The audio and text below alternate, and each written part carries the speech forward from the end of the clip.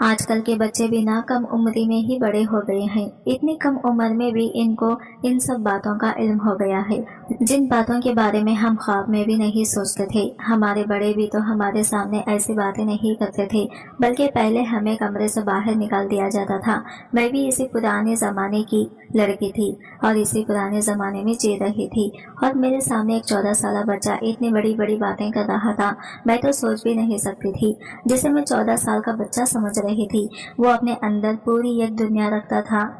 اور اس بات کا احساس مجھے اس وقت ہو گیا تھا جب پانی سر سے اوپر چڑھ گیا تھا اور اس نے مجھ جیسی بانجھ عورت کو 4 بچے پیدا کرا دیے تھے۔ لیکن وہ بچے کیسا پیدا ہوئے تھے اور کس کے تھے، یہ جان کے کوئی بھی حیران رہ جائے گا۔ صبح بہت تیزی سے بارش ہو رہی تھی۔ اچانک ہی دروازے پر کسی نے زور زور سے دستک دی۔ جیسے ہی میں نے دروازہ کھولا تو سامنے ایک بچہ کھڑا تھا جو اتنی تیز بارش میں بھیگ چکا تھا۔ میں نے اسے دیکھا تو یہ پورا بارش میں بھیگ چکا تھا، اور اسے دیکھتے ہی پوچھا کہ کون ہو تم، اور اتنی بارش ہو رہی ہے اور اس وقت پر تم یہاں پر کیا کر رہے ہو؟ میرے سوال پر اس نے ایسا جواب دیا کہ میرے ہوش اڑ گئے، اور اس 14 سالہ بچے کو بڑے غور سے دیکھنے لگی جو میرے سامنے کھڑا اتنی بڑی بات کر رہا تھا۔ میں نے اس سے پوچھا، بیٹا تمہارے ساتھ کون ہے؟ تمہارے ابا، بھائی یا پھر کوئی رشتے دار؟ وہ کہنے لگا، میرا کوئی رشتے دار نہیں ہے، میں اکیلا ہی اس معاملے کو طے کرنا چاہتا ہوں۔ میں نے حیرت سے اسے دیکھا۔ خط کاٹ تو اس کا بہت ہی اچھا تھا، لیکن اس کی عمر تو 14 سال تھی۔ میں نے اس سے معذرت کرتے ہوئے کہنے لگی کہ میں تمہارے ساتھ اس طرح کا کوئی معاملہ طے نہیں کر سکتی، تم ابھی کم عمر کے ہو اور مجھے نہیں لگتا کہ ان سب باتوں کے لیے تمہاری عمر ہے۔ تبھی وہ میری باتیں سن کر مسکرانے لگا اور کہنے لگا، باجی میرا اس چیز میں 4 سال کا تجربہ ہے، میں 10 سال کی عمر سے یہی کام کر رہا ہوں، میرے آگے پیچھے کوئی نہیں ہے، میں اکیلا ہی اپنے کام میں ماہر ہوں، آپ مجھ پر بھروسہ کر سکتے ہیں، آپ کو پچھتانا نہیں پڑے گا، مگر آپ اس فیصلے پر خوش ہو جائیں گی۔ میں تو اس کی باتیں سن کر حیران ہی ہو رہی تھی۔ وہ تو بچہ تھا، وہ کیسے اس طرح کی باتیں کر سکتا تھا؟ میں نے اسے اس کے ماں باپ کا پوچھا کہ تمہارے ماں باپ کہاں ہیں؟ کیا تمہارے ساتھ واقعی کوئی نہیں ہے؟ اس نے غور سے مجھے دیکھا تھا، اس کے چہرے پر عجیب سے تاثرات تھے، اس کے چہرے پر ایک رنگ آ کر چلا گیا تھا۔ پھر کہنے لگا، میں تنہا ہی ہوں، بہت سال پہلے ہی میرے ماں باپ گزر گئے ہیں، پہلے تو یہاں وہاں کی ٹھوکریں کھاتا تھا، اور پھر میں نے یہ کام شروع کیا اور یہ کام بہت تیزی سے چل پڑا۔ اب میں پورے صحیح طریقے سے کام کرنا چاہتا ہوں، اس لیے آپ سے بات کرنا چاہتا ہوں، اگر آپ میرا اس کام میں ساتھ دے گی تو میں بھی آپ کے کام آؤں گا۔ اس کی باتیں سن کر اب میں بہت زیادہ چونک گئی تھی۔ مجھے واقعی کسی ایسے بچے کی ضرورت تھی جو اوپر کے کام کر دیتا، اور وہ مجھے خود سے ہی یہ آفر دے رہا تھا، اور دوسری بات یہ تھی کہ اس کے ساتھ کام کرنے پر مجھے ہر مہینے ایک معقول رقم بھی مل سکتی تھی جس سے میرا گزر بسر آسانی سے ہو جاتا۔ مگر پھر ساتھ مجھے یہ خیال بھی آیا کہ اگر یہ وقت پر مجھے پیسے ادا نہ کر سکا تو میرے لیے مشکل ہو جائے گی۔ خیر وہ 14 سال کا تھا اور میں آسانی سے اس سے اپنی ہر بات منوا سکتی تھی، اگر وہ وقت پر پیسے نہ دیتا تو میں یہ معاملہ ختم کر سکتی تھی۔ یہی سوچ کر میں نے معاملہ پکا کیا اور اپنے گھر میں بنی ہوئی ایک چھوٹی سی دکان جس کا شٹر باہر گلی میں کھلتا تھا اسے کرائے پر دے دی۔ اس بچے کا نام وسیم تھا۔ وہ کہنے لگا کہ باجی میں رہائش بھی دکان میں ہی رکھوں گا کیونکہ میرے آگے پیچھے تو کوئی نہیں ہے، اور اب تک میں یہ کام سڑک سے کر رہا تھا، اب دکان سے کروں گا تو سو بھی یہی جاؤں گا، مجھے کیا اعتراض ہو سکتا تھا، دکان ہی تو تھی۔ میں نے کہا، جو تمہیں ٹھیک لگتا ہے کرو، بس مجھے وقت پر پیسے دے دینا۔ اور پھر اس نے دکان میں عورتوں کے خاص سامان کی کچھ چیزیں لا کر ڈال دی، اور یہ دیکھ کر میں حیران رہ گئی کہ 2-3 دن میں ہی اس کا کام چل پڑا تھا۔ سارا دن وہ دکان کھول کر کام کرتا اور اس کی دکان پر عورتوں کا رش لگا رہتا، رات کے وقت اسی دکان میں سو جاتا، حاجت وغیرہ کے لیے وہ قریبی مسجد استعمال کر لیا کرتا تھا۔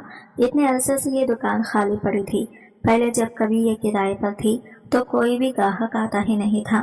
کتنی ہی دفعہ میں نے دکان کرائے پر چڑھائی، کسی نے کریانہ اسٹور کھولا تو کسی نے میڈیکل اسٹور، مگر سب نے یہی کہہ کر چھوڑ دی کہ یہ جگہ کام کے لیے مناسب نہیں ہے۔ میں نے تو یہ امید ہی چھوڑ دی تھی کہ کبھی یہ دکان کرائے پر بھی چڑھے گی، لیکن اس بچے نے نہ صرف مناسب قیمت پر اسے کرائے پر لیا تھا بلکہ اس نے تو اپنا کام بھی چلا لیا تھا۔ بس عجیب بات یہ تھی کہ اس نے عورتوں کا سامان دکان میں رکھا تھا اور عورتیں اس بچے سے سامان خریدنے آتی بھی تھی۔ کچھ دن گزرے تو میری اس بچے سے اچھی بات چیت ہو گئی۔ وہ میرے چھوٹے موٹے کام کرنے لگا تھا۔ کبھی بازار سے سودا لا دیتا تو کبھی میں کچھ اچھا پکاتی تو اسے دکان پر پہنچا دیا کرتی۔ دکان اور گھر کے بیچ میں چھوٹا سا دروازہ بھی تھا۔ ضرورت کے تحت میں وہ دروازہ کھول کر وسیم سے بات چیت بھی کر لیتی تھی۔ آہستہ آہستہ ہمارے درمیان بے تکلفی ہو گئی۔ میں بھی ایک طرح سے تنہا ہی تھی، اس لیے مجھے وسیم کا سہارا مل گیا تھا۔ دراصل میرے بچے نہیں تھے اور میرے شوہر کو فالج کا اٹیک ہوا تھا۔ اس کے بعد وہ بستر پر پڑ گئے تھے۔ گھر کا گزارا بہت مشکل سے چل رہا تھا۔ کبھی کوئی مدد کے لیے پیسے دے جاتا تو کبھی کوئی، ایسے میں دکان سے ملنے والے پیسے میرے لیے غنیمت ہو گئے تھے۔ اور پھر وسیم میرے بہت کام بھی آنے لگا تھا، اس لیے میں نے خود اس سے بے تکلفی بڑھائی تھی تاکہ وہ یہ دکان چھوڑ کر نہ جائے اور میری لگی بندی آمدنی بھی بنی رہے۔ لیکن مجھے کیا معلوم تھا کہ میں جسے 14 سالہ معصوم بچہ سمجھ رہی ہوں وہ اتنا سیدھا سادہ بھی نہیں ہے۔ اس بچے نے تو کچھ ہی عرصے میں میری دنیا پلٹ کر رکھ دی تھی۔ ہم دونوں کے درمیان کچھ بے تکلفی بڑھی تو میں نے اسے اپنے گھر کے اندر آنے کی اجازت بھی دے دی۔ اب حاجت وغیرہ کے لیے وہ میرے گھر میں ہی چلا آتا تھا اور باقی وقت تو وہ دکان میں ہی گزارتا تھا۔ میرے شوہر کو بھی اس بات پر کوئی اعتراض نہیں تھا کیونکہ میرے آگے تو وہ 14 سال کا بچہ ہی تھا، بلکہ وسیم کے آنے سے تو ہماری زندگی میں رونق سی آ گئی تھی۔ اب میں پہلے کی طرح اداس اور مایوس نہیں رہتی تھی، بلکہ کوئی بھی بات ہوتی تو وسیم سے کہہ دیا کرتی تھی۔ موسم تبدیل ہونے کی وجہ سے میرے شوہر کی طبیعت کافی خراب رہنے لگی تھی۔ میرے پاس انہیں ہاسپٹل لے جانے کے لیے بھی پیسے نہیں تھے۔ ایک دن ایسے ہی میری آنکھوں میں آنسو آنے لگے۔ وسیم نے مجھے دیکھا تو پوچھنے لگا، باجی کیا ماجرا ہے، کیوں رو رہی ہو؟ میں نے اسے بتایا کہ احد کو ہاسپٹل لے کر جانا ہے، میرے پاس پیسے نہیں ہیں، میں اب اس زندگی سے تنگ آ چکی ہوں، اکیلی ہی ساری مشکلوں سے لڑنا پڑتا ہے۔ احد تو میرے سہارے کے بغیر بستر سے بھی نہیں اٹھ سکتے۔ اگر میرا کوئی بچہ ہوتا تو شاید میری زندگی آسان ہو جاتی۔ کسی کمزور لمحے کی نظر ہو کر میں نے اپنے دل کا حال وسیم کے آگے بیان کر دیا تھا۔ میری بات سن کر وسیم مسکرا کر کہنے لگا، تو باجی بچہ کر لو، اس میں کیا پریشانی ہے؟ وسیم کی بات پر میں شرمندہ ہو گئی۔ میں اسے کیسے بتاتی کہ میرا شوہر بستر سے لگا تھا اور وہ اس قابل نہیں تھا کہ ہم بچہ پیدا کر سکتے۔ شادی کے شروع کے سالوں میں میرا شوہر نہیں چاہتا تھا کہ ہم بچے کی جھنجھٹ میں پڑیں، اور جب ہم نے بچے کی ضرورت محسوس کی تو میرا شوہر اس قابل نہیں رہا کہ بچہ پیدا کر سکتا۔ اسے بالکل اچانک ہی فالج کا اٹیک ہوا تھا اور اس کے بعد وہ کسی قابل نہیں رہا۔ محبت کی شادی آہستہ آہستہ مجبوری کی شادی بن گئی اور اب میں مجبوری میں ہی عہد کے ساتھ نبھا رہی تھی کیونکہ اس کے علاوہ میرے پاس کوئی راستہ بھی نہیں تھا۔ وسیم نے شاید میرے چہرے کے اتار چڑھاؤ پڑھ لیے تھے۔ کہنے لگا، باجی آپ کو پریشان ہونے کی ضرورت نہیں ہے، میں آپ کے ساتھ ہوں نا، جلدی آپ کے سارے مسئلے ختم ہو جائیں گے۔ وسیم کی بات پر میں مسکرا اٹھی تھی۔ وہ اکیلے ہی اتنا حوصلہ رکھتا تھا کہ ہر مشکل سے لڑ جاتا، اور یہ ایک میں تھی جس نے اتنی عمر گزارنے کے باوجود بھی ہمت نہیں پکڑی تھی۔ وسیم کے ابا نے اس کی اماں کو قتل کیا تھا اور پھر انہیں بھی پھانسی ہو گئی تھی۔ وسیم نے اپنے ماں باپ کو 10 سال کی عمر میں ہی کھو دیا تھا اور اس کے باوجود بھی وہ دنیا کے میلے میں گم نہیں ہوا تھا۔ نہ صرف اس نے اپنی زندگی کا سفر جاری رکھا تھا بلکہ وہ میرے شوہر کی بھی بہت زیادہ خدمت کرنے لگا تھا۔ میں کسی بھی کام سے گھر سے نکلتی تو وسیم ہی میرے شوہر کی خدمت کرتا اور ان کے پاس بیٹھا رہتا۔ ان دونوں کے درمیان نہ جانے کیا بات چیت ہوتی تھی، لیکن مجھے دیکھ کر وسیم ہمیشہ خاموش ہو جاتا تھا۔ وسیم نے مجھ سے وعدہ کیا تھا کہ وہ میری ہر کمی کو دور کر دے گا، اور اس کے اس وعدے پر میں مسکرا اٹھی تھی۔ میں بچہ پیدا کرنا چاہتی تھی، اپنی زندگی میں مجھے اولاد کی کمی کو پورا کرنا تھا، لیکن وسیم اسے بھلا کیسے پورا کر سکتا تھا؟ اس کی خوشی کی خاطر میں نے مسکراہٹ چہرے پر سجائی تھی، اور پھر اس بات کو کچھ ہی دن گزرے کہ مجھے اپنے اندر تبدیلی محسوس ہونی شروع ہو گئی۔ میری طبیعت زیادہ خراب ہوئی تو وسیم نے ہی مجھے پیسے دیے اور کہنے لگا کہ باجی ڈاکٹر کو دکھا لو۔ اس کے کہنے پر میں ڈاکٹر کے پاس چلی گئی اور وہاں جا کر مجھ پر حیرت کا پہاڑ ٹوٹ پڑا جب مجھے پتا چلا کہ میں امید سے ہوں۔ یہ کیسے ممکن تھا؟ احد میں تو اتنی ہمت ہی نہیں تھی کہ وہ باپ بن سکتے تھے، تو پھر میں امید سے کیسے ہوئی تھی؟ میں تھر تھر کانپتے ہاتھوں سے رپورٹ پکڑے گھر لوٹی تھی، اور جب میں نے یہی بات گھر آ کر ڈرتے ڈرتے احد کو بتائی تو وہ مسکرا کر کہنے لگے کہ ہو سکتا ہے کہ میں اس قابل ہو گیا ہوں کہ ایک بچے کا باپ بن سکوں۔ اگر خدا نے ہمیں یہ خوشخبری سنائی ہے تو اسے مسکرا کر قبول کر لو۔ احد کی بات پر میں حیران رہ گئی تھی۔ کیا واقعی میں احد کے بچے کی ماں بننے والی تھی؟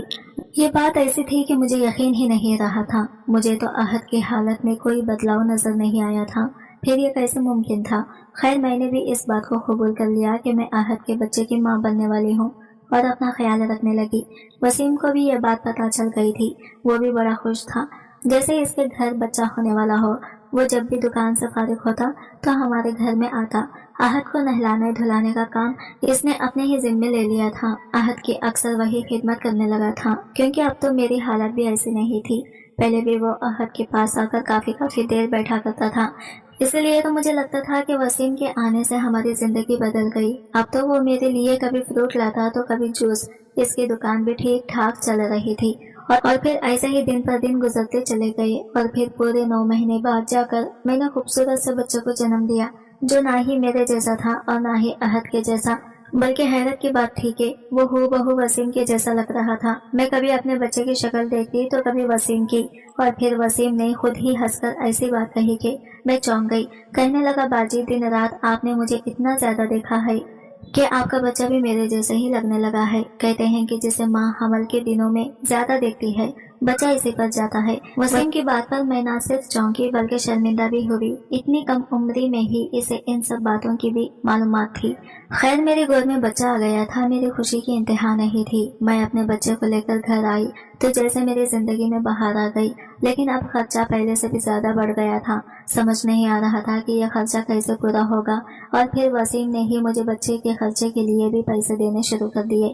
میری اور میرے بچے کی ذمہ داری اس نے پوری طرح اٹھائی تھی، بلکہ ہماری کیا، میرے شوہر کی ساری ذمہ داری بھی اس نے اپنے کندھوں پر لے لی تھی۔ وہ اب بالکل بھی غیر نہیں رہا تھا۔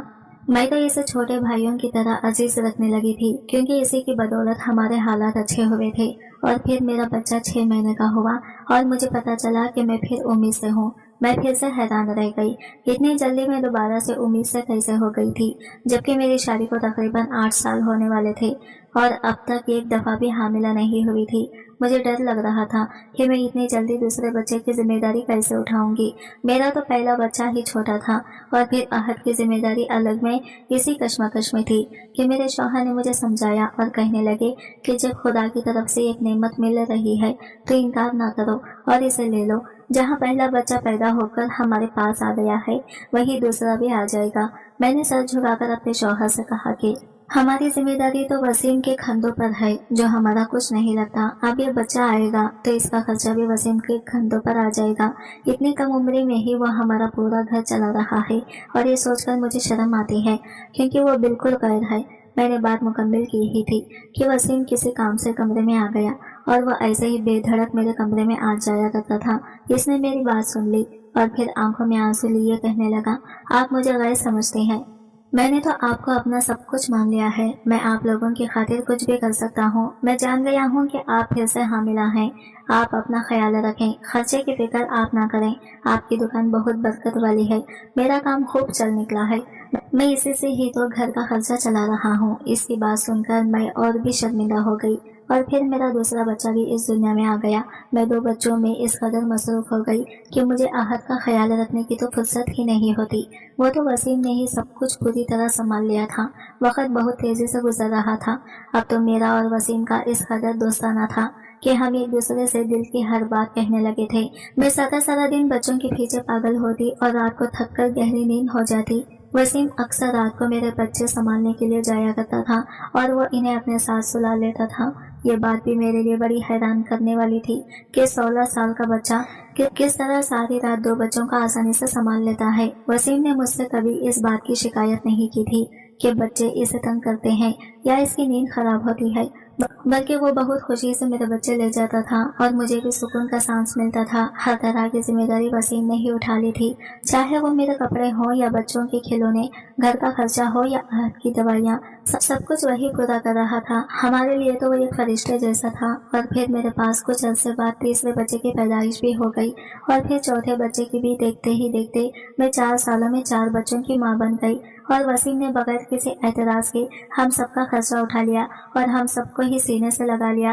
اسے تو میرے بچے بھی اتنے عزیز ہو گئے تھے کہ ایسا لگتا تھا جیسے اس کے بچے ہیں۔ کبھی کبھی میں اس کے آگے شرمندہ ہوتی اور کہتی کہ ہم اس پر بوجھ بن گئے ہیں، تو وہ فوراً سے کہتا کہ बाजी ये तो आपका और बच्चों का नसीब है, मैं आपको वही देता हूँ जो आपके नसीब से मुझे मिलता है।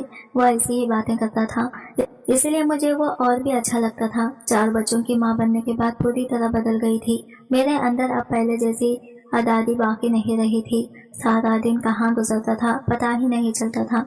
यहाँ तक कि मैंने आहत को भी नजरअंदाज कर दिया था। एक रात मेरे चारों बच्चे बहुत ज्यादा तंग कर रहे थे तो वसीम आ गया और कहने लगा, बाजी इन्हें मुझे दे दें और आप सुकून से सो जाएं। मैंने खुशी खुशी चारों बच्चे वसीम को पकड़ा दिए। वो हमेशा की तरह मेरे लिए दूध लेकर आया था। मेरी तरफ दूध का गिलास बढ़ाकर कहने लगा, अपना ख्याल रखा करें। मैंने दूध का गिलास पकड़ा और वसीम का शुक्रिया अदा किया। वो बच्चों को लेकर चला गया। इत्तेफाक हुआ कि मेरे हाथ से दूध का गिलास छूटकर गिर गया और फिर मेरा काम बढ़ गया। मैंने दोबारा से कमरा साफ किया, सोने के लिए लेट गई। मेरे शौहर तो दवाइयाँ खाकर सोते थे, इन्हें किसी चीज़ की कोई खबर ही नहीं रही थी, इसीलिए सारी सफाई करके मैं भी बिस्तर पर लेट गई। कुछ ही देर गुजरी थी कि मुझे ऐसा महसूस हुआ जैसे कोई मेरे कमरे में मौजूद हो। मेरी सांस रुकने लगी थी, ऐसा लग रहा था जैसे कोई चोर घुस आया हो। और फिर मुझे अपने बिस्तर के करीब किसी का एहसास हुआ। किसी ने मेरे वजूद के साथ खेलने की कोशिश की तो मैं उठकर बैठ गई और चीखने चिल्लाने लगी। मेरी चीखों की आवाज़ पर आहत की भी आंख खुल गई। मैंने जल्दी से कमरे की लाइट जलाई तो ये देखकर मेरे रोंगटे खड़े हो गए थे कि हमारे ही मोहल्ले का एक आदमी मेरे कमरे में मौजूद था जो मेरी इज्जत से खेलना चाहता था। मेरी चीखों की आवाज़ पर वसीम भी दौड़ता हुआ चला आया था। वसीम को देखकर वो आदमी कहने लगा, तूने तो कहा था कि ये अपने होश में नहीं होगी, मैं आसानी से अपनी ख्वाहिश पूरी कर सकता हूँ, लेकिन ये तो जाग रही है। इस आदमी की बात सुनकर मेरे कदमों तले से जमीन निकल गई। वसीम भी घबराकर मेरी तरफ देखने लगा। मुझे समझ नहीं आ रहा था ये क्या माजरा है।